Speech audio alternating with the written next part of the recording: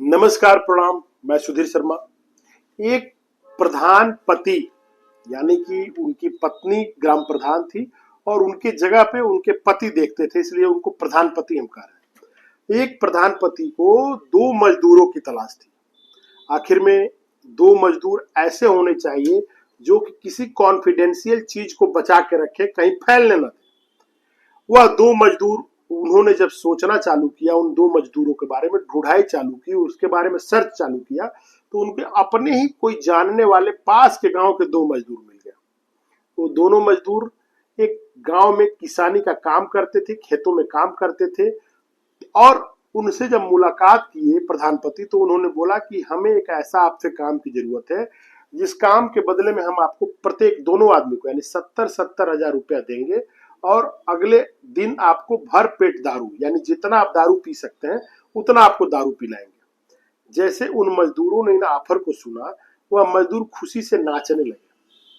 पर जानना चाहे कि ऐसा काम क्या है जिसके लिए हमको 1 घंटा काम करने के लिए 70,000 रुपया प्रधानपति दे रहे हैं प्रत्येक आदमी को, यानी दोनों आदमी को 1,40,000 दे रहे हैं और प्लस आपको बोनस में दारू फ्री पीने का ऑफर है। प्रधानपति ने बोला कि हम आपको आपके खेत पर आके इस दिन इस समय आएंगे और उसी दिन बताएंगे काम क्या है। आपको उसी दिन पैसा मिलेगा और आपको दारू पीने का पूरा भरपूर समय दिया जाएगा। अगले दिन दिन तय हुआ और वह जो दिन था वह दिन था 21 तारीख को, यानी कि 21 मार्च 2025। 21 मार्च 2025 को दोनों मजदूर जिस खेत में काम करते थे उस मालिक का नाम था ब्रजेश। ब्रजेश के खेत में काम करने वाले मजदूर अपने खेत पे पहुंच गए। वहां गए तो स्कूटर पे प्रधानपति पहुंचा और प्रधानपति जो पहुंचा उसके साथ एक लड़की, खूबसूरत लड़की साथ में थी। वह लड़की और प्रधानपति जब वहां पहुंचे तो प्रधानपति ने उन दोनों लोगों को बोला कि आप लोग एक 8 फीट का गड्ढा खोद दीजिए और इस गड्ढे में हम लोग इस लड़की को डाल देंगे, दफना देंगे कि कोई देख ना पाए। और मजदूरों ने यही काम किया, 8 फीट गड्ढा खोदा और वो जो गड्ढा खोदा गया जहां पे पानी गिरती है यानी कि ट्यूबवेल का पानी गिरता है बरहा, वहां पे बरहा में ही एक गड्ढा खोना गया और उसी में उस लड़की को मार के डाल दिया गया। डालने के बाद उसको मिट्टी डाल दी गई और मिट्टी डालने के बाद वहां पे बैठ के भरपूर दारू पिया गया। दारू पीने के अगले दिन ही लोग अपने अपने घरों को चले गए। अब मैं आपको ये जो सच्ची घटना बता रहा हूं कहीं दूर का नहीं है, यह उत्तर प्रदेश के बदायूं जिले का है और यह जो थाना पड़ता है वो है दानागंज और वहां एक गांव है हासिमपुर। उसी हासिमपुर गांव का एक व्यक्ति जिसका नाम है नूर हसन, वह अपने भांजी को ढूंढते हुए कि हमारी भांजी जो उम्र 28 साल है और वह नौटंकी में नाचती है, वह मिल नहीं रही है। 21 मार्च के बाद से मिल नहीं रही है। थाने पे गए, थाना पड़ता था सिविल लाइन। जब थाने पे गए, बार बार जाने पे जब उन्होंने अपनी बात बताई कि हमारी भांजी नौटंकी में डांस करती है, उसका एक 3 साल का बच्चा है और 21 मार्च के बाद वह मिल नहीं रही है, जहां जहां उसका संभावित पता है हम उन जगहों पे जाके सारे लोगों से पूछ चुके हैं, बट अभी तक मिल नहीं रही है। चूंकि वह एक नौटंकी में नाचने वाली थी और थाने में लोगों ने यह कहा कि उनको टालने की कोशिश किया नूर हसन को कि जाओ 2-4 दिन में कहीं चली गई होगी घूमने के लिए, आ जाएगी, परेशान ना हो। दिन बीतते गए, करीब करीब 10 दिन बीत गए और लगातार नूर हसन थाने पे जाता रहा कि कोई पता चला, कोई पता चला। थाने पे नूर हसन की लगातार जाने से पुलिस भी थोड़ी सी इस मैटर को अब सुनने लगी थी। इसी बीच वहीं पास का एक गांव है जिस गांव का नाम है अल्लाहपुर, वहां का एक आदमी गिरफ्तार होता है जिसका नाम था रिजवान। रिजवान एक छोटे मोटे धारा में गिरफ्तार हुआ और उसको जेल हो गई। और इधर नूर हसन उसी थाने पे बार बार जाता रहा। जब नूर हसन ने जाके बोला कि जो रिजवान गिरफ्तार हुआ है एक बार उससे आप पूछे, वह जो है मुस्कान को जानता है। चूंकि पुलिस रिजवान को एक छोटे से केस में गिरफ्तार करके जेल भेजी थी, लेकिन जब नूर हसन के बार बार कहने से और लिंक दिखते नजर आई तो पुलिस भी सोची कि क्यों ना ये जब जमानत लेकर आता है बाहर तो इससे एक बार पूछताछ किया जाए। पुलिस जैसे ही रिजवान जमानत पे कुछ दिनों के बाद आया, यानी 28 दिन के बाद आया, तो पुलिस एक बार रिजवान को पूछताछ के लिए रिमांड पे ली। पुलिस जब सख्ती से पूछताछ करने लगी तो पता चला कि जो रिजवान है, उसकी जो वाइफ है जुनैदा, वह ग्राम प्रधान है अल्लाहपुर की, और उसने एक और शादी किया है जिसका नाम है मुस्कान, जिससे उसका एक बच्चा है। उस मुस्कान से उसकी मुलाकात की कहानी उसने पुलिस को बताया। वह बताया कि आज से 4 साल पहले यानी 2020 में हम मुस्कान से पहली बार मिले और उसके नौटंकी में उसका नाच देखने के लिए गए थे। चूंकि वह खूबसूरत जितनी थी उतनी ही खूबसूरत डांस भी करती थी।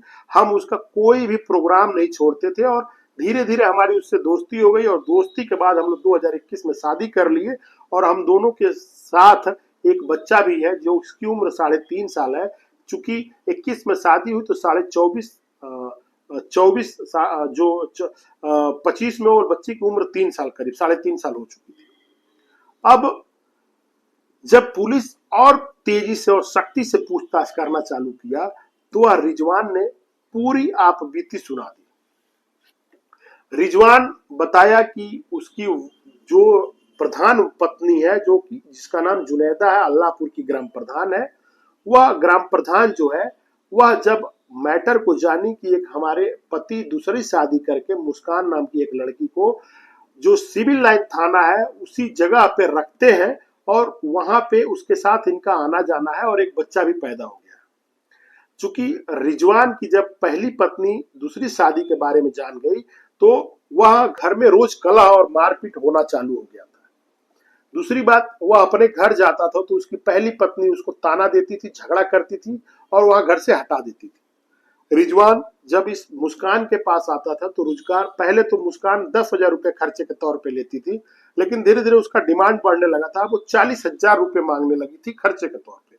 रिजवान बाहर रहता था तो भी परेशान और घर जाता था तो भी परेशान। अब उसने सोचा कि इस मुस्कान को हम लोग क्यों ना अपने रास्ते से हटा दें। इस चीज के लिए उसने एक षड्यंत्र रचा। उसने फिर 2 मजदूरों की तलाश करना चालू कर दिया। 2 मजदूर मिले, उनको 70-70 हजार रुपया दिया और वह उस जो पानी का बरवा था वहां पे गड्ढा खुदवाया। यह उस दिन की बात है जिस दिन मुस्कान का कत्ल कर दिया गया। मुस्कान को लेके वह उस खेत पे गया। मुस्कान ने पूछा कि आप हमको इस खेत पे क्यों लाए हैं। इस पे उसने जवाब दिया कि तुमको एक सरप्राइज हमें देना है। और वहां पे जब मुस्कान को पता चल गया कि ये लोग शराब पी रहे हैं पहले ही और हमको मारने की प्लानिंग है, तो वहां से भागने लगी और भागते वक्त उसको पकड़ के उसके दुपट्टे से उसका गला को दाब दिया गया, जिसके कारण वह मर गई। और मरने के बाद उसको उस 8 फीट गहरे गड्ढे खोद के इन तीनों ने उसको दफना दिया। अच्छा, वो जो दोनों मजदूर थे उसमें एक का नाम राधे श्याम था और एक का नाम था राम अवतार। यह घटना करने के बाद तीनों यानी रिजवान, राधे श्याम और राम अवतार वहीं उस पानी के परवा के पास गड्ढा जो खोन के जिसमें लाश दफना दी गई थी वहां बैठ के भर ही दारू पिए और दारू पीने के बाद अपने अपने घर चले गए। रिजवान जब अपने घर आया तो कोई छोटा मोटा मुकदमा उसके ऊपर एक था जिसमें उसने किसी तरह की पैरवी नहीं की और सीधे जेल जाना मंजूर कर लिया कि अगर हम जेल में चले जाएंगे तो कोई हमसे ये सब बात पूछने के बात ही नहीं आएगी। लेकिन कानून के हाथ लंबे होते हैं और ईश्वर का न्याय बहुत सही होता है।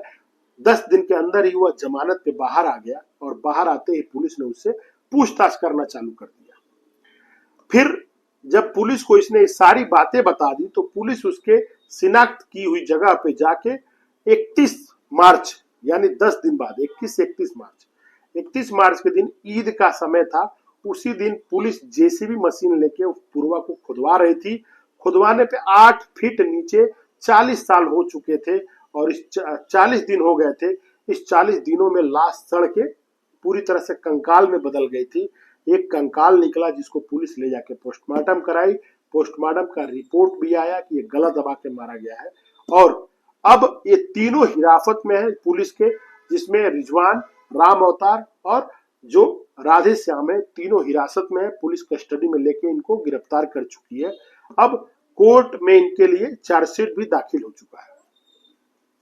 जब यह घटना फैली, मार्केट में लोग जानना चालू किए, तो लोगों ने देखा कि क्या आशिकी का यानी कि जो चरित्रहीनता है उसका पतन क्या इस तरह होता है। यह जो आज का खबर है, यह खबर है कि एक शादीशुदा मर्द जब किसी दूसरे औरत के साथ संबंध बनाता है और उसके साथ जीने मरने की कसमें खाता है, और अगर उसमें कहीं कमी आती है तो उसका परिणाम यही होता है, उस दो औरत या एक मर्द में किसी न किसी को जाना होता है, क्योंकि तब तक शांति नहीं आती है जब तक कि यह कोई घटना एक नहीं होती है। हम यह जो न्यूज आपको बता रहे हैं, यह किसी के भावनाओं को आहत करने के लिए नहीं बता रहे हैं, और ना ही इसलिए बता रहे हैं कि कोई इस चीज को अपने से कोरिलेट करे।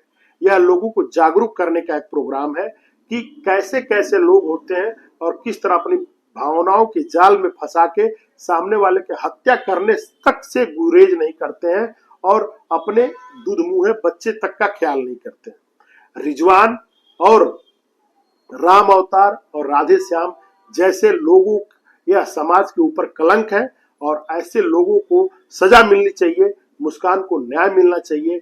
फिलहाल हड्डी से जो मुस्कान की कंकाल मिली है, उससे उसके बच्चे का डीएनए मैच करा के प्रशासन ये कंफर्म कर देगी कि यह मुस्कान का ही लाश है या कोई और भी इसमें किसी को मार के डाल दिया गया था। फिलहाल अब यह मैटर कोर्ट के सामने है, और कोर्ट इनको कितना जल्दी सजा सुनाती है यह देखना है। 10 दिन के अंदर ही जो जेल से आया फिर जेल में गया, अब उसके ऊपर 302 का मुकदमा है और वह अब जेल में ही सड़ेगा। अब फास्ट ट्रैक कोर्ट पे केस जा रही है, और यह बदायूं की घटना पूरे यूपी को हिला कर रख दिया, सोचने पे मजबूर कर दिया। इसी के साथ अगर मेरा आज का काम आपको पसंद आया हो तो कृपया मेरे इस चैनल को लाइक और सब्सक्राइब करें। मैं सुधीर शर्मा एक बार और आपको प्रणाम करता हूं। नमस्कार।